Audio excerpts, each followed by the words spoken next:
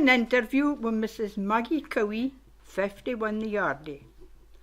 Maggie Cowie started working in Marshall's net factory in Buckie, went to the Heron, got in travelling round the ports for Lerwick and south to Gt Yarmouth and Lowestoft. Here she tells of her experiences and what life was generally like in the 1920s and 30s. The interview was carried out in July 1988. I left the school when I was 14 and I started to work in the net factory. Although I work at a file in the net factory, I started at the gutting. At 2 times at the gutting, I went back into the net factory at Marshall's till it closed. After that, I went to the gutting steady, to the summer fishing and St Yarmouth. We had 3 of a crew, 2 gutting and a packer when you were working at the barrels.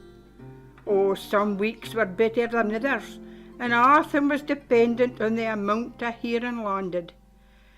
But it was a weekly thing. You just took it as it came. You had to tie your fingers with cloots when you were gutting. They used salt, you see, for salt herring, and that didn't half sting you, if you'd only small cuts or hawks. Oh, the wages weren't great. Nae much after 9 shillings in the week. This was a weekly wage. You couldn't do without that for buying your mate. Oh, some places took credit. I did till I got home. I paid them at the end of the fishing. I believe I would still have a receipt for Patterson the grocer in High Street if I was to look. But then you got what they called stoker, and it did you all summer.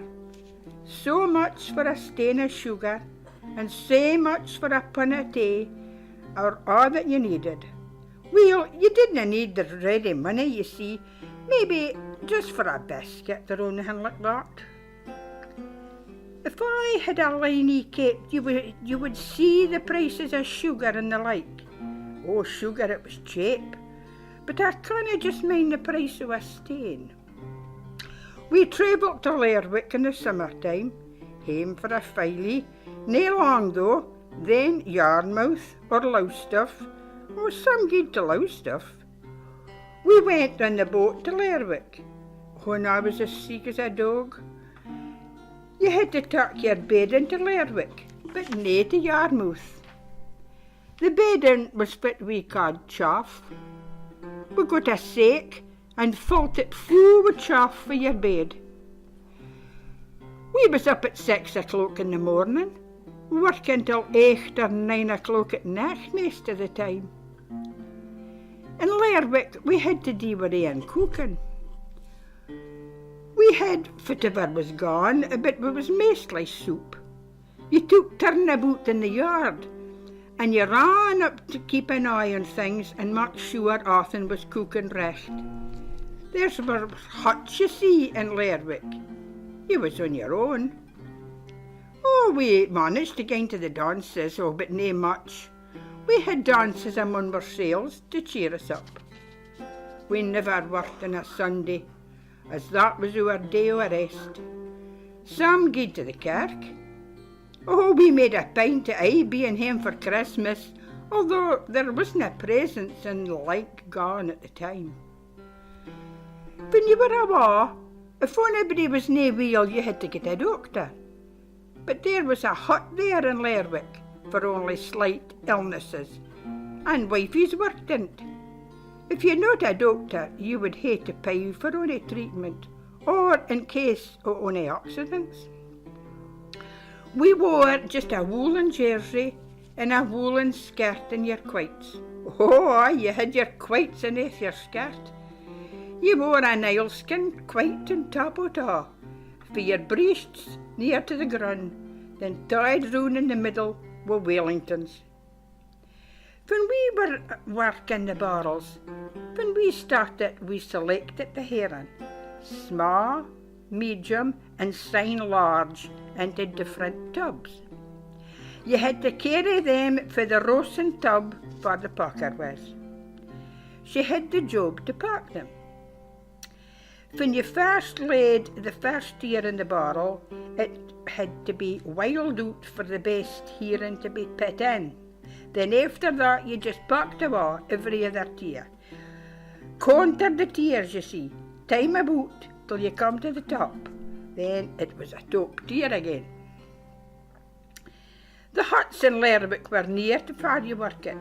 They were wooden huts, shadies that we had, a crew bed in every hut. But we had door to our sails, you see, and a stove. Every day the crew took turn about to see to the dinner. You was working at the time, you see, and if you wasn't filling up, you was got in, so it was your turn to see to the mate.